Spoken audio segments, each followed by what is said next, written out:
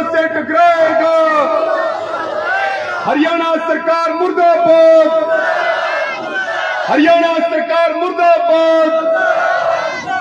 सारे लगाओ, जहां जहां तक आवाज जारी, जो जो सुन रहे, दोनों मुट्ठी बंद करके हाथ उठा के पूरी ताकत के साथ नारे लगाओ, पूरी ताकत के साथ।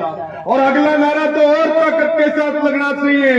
खट्टर सरकार मुर्दाबाद, खट्टर सरकार मुर्दाबाद, हमारी एकता जिंदाबाद, हमारा भाईचारा जिंदाबाद, दुष्यंत चौटाला मुर्दाबाद, दुष्यंत चौटाला मुर्दाबाद।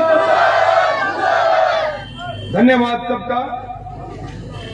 मैं सबसे पहले तो गांव की क्रांतिकारी माटी को नमन करता हूं और पूरे गांव खेदड़ का शीश झुका करके धन्यवाद प्रकट करता हूं कि जो 380 दिन तक 3 काले कानूनों के खिलाफ जो किसान आंदोलन चला, उसमें जो आपने योगदान दिया है वो सोने के अक्षरों में लिखा जाने वाला है। पूरे गांव को हमारा बहुत बहुत आभार और धन्यवाद है। साथियों, बाबा शिवराम गिरी और शांति गिरी, मैं इन दोनों महापुरुषों को नमन करते हुए पिछले 7 दिनों से धरना चल रहा और धैर्य, अनुशासन, शांति के साथ बहुत मजबूत धरना चल रहा। धरने की अध्यक्षता कर रहे हमारे सम्माननीय प्रधान गौशाला बचाओ संघर्ष समिति, जो हमारी पूरी समिति है। यहां उपस्थित हमारे तमाम किसान नेता और हमारी बहन जो संचालन कर रही, बहुत क्रांतिकारी बहन है, बहुत अच्छा बोलती है, बहुत अच्छा गाती है। और आंदोलन में बहन रीमन नैन का बहुत तगड़ा योगदान है। रीमन नैन के लिए भी जोरदार तालियां, इनका भी जोरदार तालियों से अभिनंदन करेंगे। मेरे साथ आए गांव लितानी से, गांव बोबुआ से, हसनगढ़ से, छोटी सात रोड से, खैरमपुर से, अग्रोहा से, राखी से, बधावड़ से, खेड़ी चौपटा, डाया, नाड़ा, तमाम साथियों के एक साथ जितने साथी हमारे साथ आए हैं, भारतीय किसान यूनियन के पदाधिकारी आए हैं, उन सबका भी धन्यवाद प्रकट करते हैं। भाई ईश्वर छात्र जी, भाई नरेश चौरान जी और उनकी पूरी टीम, एक बार इनके लिए भी जोरदार तालियों से इनका स्वागत, अभिनंदन करेंगे। और मेरे सामने बैठी मेरी माताएं, बहनें, पिता तुल्य बुजुर्गों, किसान बिरादरी के सरदारों, हमारे सभी मीडिया के बंधुओं, सबको मेरा हाथ जोड़ करके राम राम है, सबको मेरा हाथ जोड़ करके प्रणाम है। साथियों, मैं बहुत लंबे समय से सुन रहा, क्योंकि मुझे भाई हमारे जनक जी हैं, बहन रीमन नैन जी हैं, भाई राजेंद्र चैल जी हैं, इन तमाम साथियों से ये जानकारी मिली कि पिछले 6 दिनों से, अच्छा एक बार मैं अपनी बात करूं, ये छोटा सा बच्चा, भाई ये खूब यानी हो मेरी दादी की है, तो एक बार इनकी दादी हो वो आगे आ जाए, हमारी बच्चे को संभाला आकर के। तो साथियों, मैं आपको निवेदन कर रहा था कि भाई 6 दिन से धरना चल रहा और बहुत कम समय में अपनी बात रखेंगे और बहुत गंभीरता से बात करने की जरूरत है कि पिछले 6 दिन से धरना चल रहा और धरने की मांग है कि जिस राखी का उठान का काम और जिसको बेच करके यहां गौशाला चलाई जा रही, जब ये प्लांट यहां बनाया गया उस समय भी हमें याद है कि आपने बहुत लंबी लड़ाई लड़ी, आपने बड़ी जीत हासिल की। इन प्लांट वालों के लिए ये जो राखी है, ये समस्या बनी हुई थी कि नहीं बनी हुई थी, बताओ? बनी हुई थी कि नहीं बनी हुई थी? हाथ उठा करके बताओ। जब इनके आगे समस्या बनी हुई थी तो इन्होंने गांव वालों को कहा कि नहीं कहा कि इसका समाधान करो? कहा कि नहीं कहा? हाथ उठा करके बताना। ग्राम पंचायत को कहा कि नहीं कहा? आपने गौशाला की स्थापना की, गौशाला की स्थापना करके 1000 से ज्यादा गाय गोवंश वहां पर है, महंगी महंगी मशीनें खरीदी गई। मुझे अभी भाई अनूप जी बता रहे थे कि एक मशीन तो और दिन लेकर के आए 8-10 दिन पहले 1 करोड़ रुपए की। जेसीबी, पॉपलैंड, बहुत सारी मशीनें हैं। जब इनको समस्या बड़ी हुई थी तब इन्होंने गांव को याद किया, और जब गांव के लोग इस राखी से गायों की सेवा करने लगे, 2 पैसे की इनकम होने लगी, तो क्या बोल रहे कि अब गांव साइड में हो जाए, अब इस राखी का टेंडर हम देंगे। हम इनको बता देना चाहते हैं, हम पानी के ऊपर नहीं बसते। अगर अपनी मां का दूध पिया है तो टेंडर दे करके दिखाओ, टेंडर दे करके। हम हरियाणा की सरकार को ये बात कहना चाहते हैं, सरकार माई बाप होती है। आज पूरा प्रदेश सड़कों के ऊपर है, आज पूरा देश सड़कों के ऊपर है। क्या सरकार का खजाना खाली हो गया? क्या खट्टर का खजाना खाली हो गया? क्या दुष्यंत चौटाला का खजाना खाली हो गया? हम खट्टर साहब को एक बात कहना चाहते हैं, अगर आपका खजाना खाली हो गया तो कटोरा लेकर के सड़क पर बैठ जाओ, तुम्हारा खजाना भी भर देंगे, ये भी पक्की बात है। इस राखी से खजाना नहीं भरेगा, कटोरा लेकर के आओ, हम खाली हाथ नहीं जाने देंगे आपको। साथियों, सरकार नहीं चाहती कि देश में सैनिक रहे, सरकार नहीं चाहती कि किसान के पास जमीन रहे, सरकार नहीं चाहती कि पढ़े लिखे हमारे भाई बहनों को रोजगार मिले, सरकार नहीं चाहती कि इस देश में, इस प्रदेश में खिलाड़ी रहे।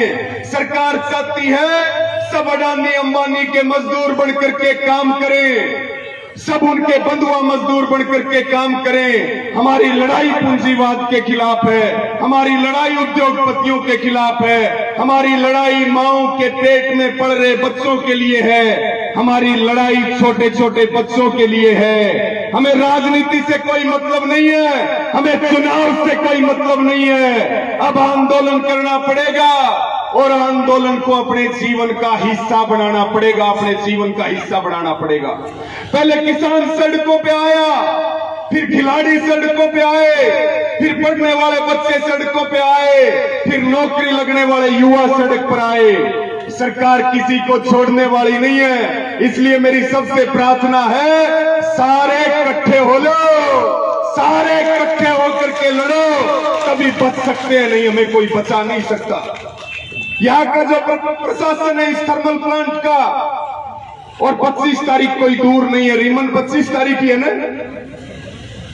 हम बहुत सीधे स्पष्ट एक बात कहना चाहते हैं कि ये केवल खेतड़ गांव की लड़ाई नहीं है, ये लड़ाई पूरे हरियाणा की है, ये लड़ाई पूरे देश की है। ये बात, ये प्लांट का प्रशासन कान खोल करके सुन ले, ये लड़ाई हमारी सबकी है।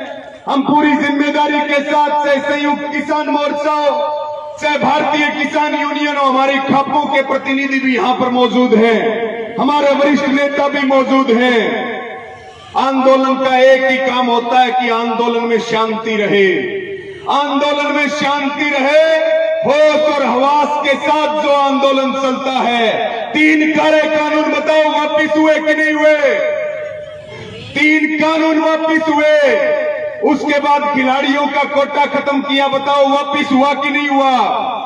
134A का जो नियम रद्द किया वापिस हुआ कि नहीं हुआ? खेड़ी चौपटा में किसानों को मुआवजा मिलने जा रहा। सरकार इस बात को कान खोल करके सुन ले कि ना हम पहले हारे थे, ना आज हारेंगे, पहले भी जीते थे, आज भी जीत करके जाएंगे, आगे भी जीतेंगे, क्योंकि हमारी लड़ाई कोई चुनाव के लिए नहीं है।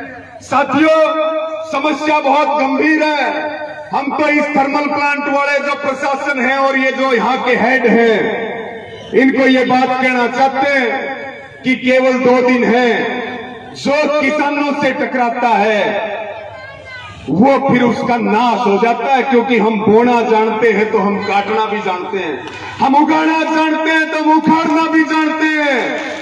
और किसानों ने उखाड़ा चौधरी भजनलाल की सरकार को, चौधरी बंसीलाल की सरकार को, चौधरी ओम प्रकाश चौटाला की सरकार को, और अगला नंबर खट्टर का है, अगला नंबर दुष्यंत का है, और मोदी का नंबर है उखाड़ फेंकेंगे पूरे देश। तो हम इन प्लांट वालों को कह रहे कि सरकार के बहकावे में आकर के और सरकार के दबाव में आकर के हमारे से पंगा मत लेना, नहीं तो दिन में तारे दिखा देंगे, दिन में तारे दिखा देंगे। ये बात पता होना चाहिए। और ये जो यहाँ के हेड हैं, मुझे नाम पता नहीं है, क्या नाम बताया, सुरेश जागर को कह रहे हैं, ये सारे वो योद्धा बैठे हैं जो 13 महीने की ट्रेनिंग करके बैठे हैं। कितने महीने की ट्रेनिंग है हमारी, और हम सारे डॉक्टर बन के बैठे।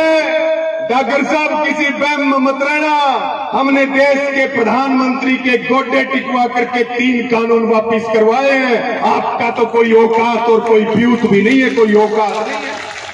अभी तो बात राखी की चल रही, ये ठीक तरीके से काम कर ले, नहीं तो किसान चला लेंगे फिर ये खेतड़ का थर्मल पावर प्लांट, ये भी ध्यान रखना, कब्जा कर लेंगे। कभी किसी का वहम हो तो साथियों, मैं सभी को बहुत आपका सबका आभार प्रकट करता हूं और सबको इस बात के लिए आश्वस्त करते हैं कि पूरी जिम्मेदारी के साथ आपके साथ खड़े हैं, आपके आगे खड़े हैं। गर्दन कट सकती है लेकिन पीछे मुड़ करके नहीं देखेंगे, क्योंकि हम जो लड़ाई लड़ रहे, अब सबको आंदोलन, जैसे रोटी दोनों टाइम खाते हो कि नहीं खाते, ऐसे ही अपना काम भी करते रहो और 24 घंटे 365 दिन आंदोलन पर नजर बना करके रखो। आंदोलन लड़ोगे तो बचोगे, नहीं तो ये सरकार जो है इसने बनाया कुछ नहीं, बेचने का बहुत काम किया, बेचने का काम कर रहे, लूटने का काम कर रहे, नाम बदलने का काम कर रहे। ये वो सरकार है साथियों, अगर हम नहीं जागे तो आदमियों की मंडी लगा करेंगी इस प्रदेश और इस देश के अंदर। ये आरएसएस, बीजेपी और जेजेपी के लोग, ये राजनीतिक दलों के लोग हमारे खून का सौदा करेंगे, हमारे खून का सौदा करेंगे। इसलिए मेरी प्रार्थना कि जब तक ये संघर्ष जीत ना जाए तब तक मैदान को मत छोड़ना। मैदान में जब झंडा गाड़ दिया तो फिर ऐसा खुट्टा गाड़ा हरियाणा वाले अखबार दी हणी चोर होता हो, ये बात इनको पता होना चाहिए। तो भाई पूरी ताकत के साथ जमे रहो, और वो दिन दूर नहीं है, समय भले ही लग सकता है, फैसले बड़े लेने पड़ सकते हैं, लेकिन जो यहाँ की कमेटी फैसला लेगी हम सारे लोग उसके ऊपर फूल चढ़ाने का काम करेंगे। ठोक के फैसला ले लियो, बढ़िया फैसला ले लियो, निश्चित तौर पर हमारी जीत होगी। मैं अपनी बात को पूरा करते हुए 1-2 बातों के ऊपर और ध्यान आप सबका दिलाना चाहूंगा। अभी हरियाणा में बहुत बड़ा मुद्दा चल रहा कि जिन किसानों ने बैंक से लोन ले रखा, जिन किसानों ने केसीसी बनवा रखा, जो किसान डिफॉल्टर हो गए। अभी एक नया कानून आया है सरकार का, तूड़ी बेचने पर धारा 144 लगा दी कि नहीं लगा दी, कि भाई राजस्थान वाले भी हमारे भाई हैं, वहां भी गौशालाएं हैं। सरकार कह रही है किसान को तूड़ी के 2 पैसे ठीक मिलने लगे तो हरियाणा की सरकार के पेट में दर्द होने लगा और वो धारा 144 लगा रही। जो राजस्थान से यहाँ किसान आता है 2 पैसे ठीक दे करके आपकी तूड़ी लेकर के जाता है, बॉर्डर के ऊपर उनके 50-50 हजार रुपए के चालान काटे जा रहे हैं और कह रहे हैं जिले की तूड़ी जिले में रखो। अरे तुम्हें रोक लगानी है तो अडानी पर लगाओ, तुम्हें रोक लगानी है तो अंबानी पर लगाओ। तुम किसान के पीछे हाथ धो करके पड़े हो।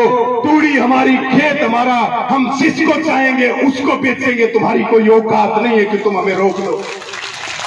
इसके लिए आंदोलन करना पड़ेगा। सरकार सुधर जाए, सरकार सुधरने का नाम नहीं ले रही, क्योंकि न्यू का अगर कि भाई जिसका नाश होना हो उसका दिमाग उल्टा काम करया करे। एक नया कानून आ रहा है, ये किसान है अभी खेड़ी चौपटा से जो यहां आ रहे, मेरनाथ जी है, इन्होंने 80,000 रुपए का लोन लिया बैंक से। बैंक ने इनको 5 लाख रुपए का नोटिस थमा दिया, यानी कि जमीन को कुड़क करने की तैयारी चल रही। जैसे करनाल का एक मामला आया था जलाला वीरान का, तो भाई हम बचेंगे कैसे? हमारी जमीन बैंकों में पड़ी है, हम 24 घंटे काम करें, हमारे कपड़े फटे हुए, बीमारी में ठीक इलाज नहीं करवा सकते, अपने बच्चों को बढ़िया पढ़ाई नहीं करवा सकते। अब केवल एक रास्ता है, सरकार किसान की जमीन की तरफ देखेगी और जो हमारी जमीन की तरफ देखेगी उसको कुर्सियों से खींच करके और माटी में मिला देंगे, उनका कोई नाम लेने वाला नहीं रहेगा। सरकारों को ये बात पता होना चाहिए। तो मैं अपनी इसी बात के साथ अपनी बात को समापन की ओर ले जाते हुए आपको यही निवेदन करूंगा कि भाई बहुत भयंकर गर्मी और काम का टाइम है, उसके बावजूद मेरी माताएं बहनें इतनी बड़ी संख्या में बैठी। मैं सबसे पहले तो, क्योंकि जब किसान आंदोलन चला करता हम एक बात कहा करते कि भाई जिस आंदोलन में माताओं बहनों का आशीर्वाद मिल जाता है वो आंदोलन जीत लिया जाता है, केवल घोषणा बाकी होती है। मेरी जो झांसी की रानी लक्ष्मीबाई जैसी मेरी माताएं बहनें हैं, इनका मैं एक बार दिल के गहराइयों से इनके चरणों में हाथ जोड़ करके इनको धन्यवाद प्रकट करता हूं। और मेरे सभी बुजुर्गों को, पूरी कमेटी को, सारे प्रधानों को, सारे नेताओं को, भाई ईश्वर छात्र जी को, तमाम पत्रकारों को हमारा सबको धन्यवाद है। और आओ हम सब इसी ताकत के साथ लड़े, इसी एकजुटता के साथ आगे बढ़े और अपने भारत को सोने की चिड़िया नहीं, सोने का शेर बनाने का काम करें, अपने देश और प्रदेश को आगे बढ़ाने का काम करें। पुनः सबका आभार प्रकट करता हूं, धन्यवाद प्रकट करता हूं। मुझे जो मान सम्मान